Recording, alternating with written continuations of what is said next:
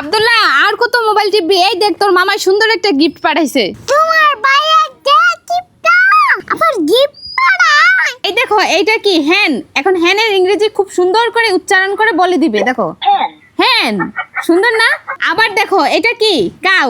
এখন সুন্দর করে কাউয়ের উচ্চারণ বলে দিবে। কাউ। ওয়াও, সুন্দর না? এখানে 240টা ইংরেজি শব্দ আছে যেগুলো তুমি সুন্দর করে শিখতে পারবা। দেখছো?